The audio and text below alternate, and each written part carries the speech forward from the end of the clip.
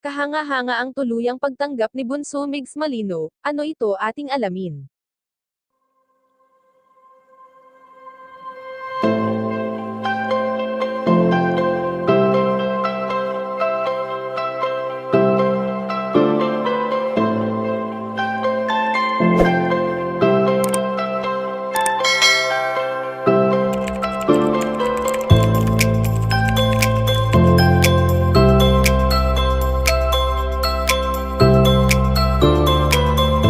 Patuloy pa ring nakaka-inspired ang mga ginagawang pagtulong ni Bunso Migs Malino simula noon magpasa hanggang ngayon.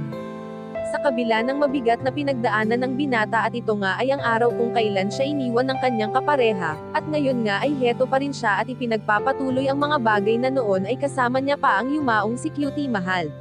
Walang araw na hindi natin nakita ang pagiging malungkot noon ni Bunso Migs Malino sa piling ng kanyang prinsesa, dahil hindi naman lingid sa ating kaalaman na puro good vibes lamang ang nais nilang ihatid sa mga tagapanood.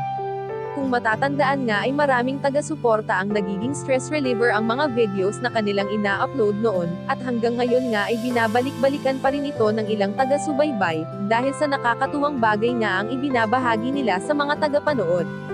Sa ngayon nga ay kahit mag-isa na lamang na lumalaban sa buhay si Bunso Migs Malino, ay ni minsan naman ay hindi niya naisip na palitan na lamang basta-basta ang kanyang dating katambal.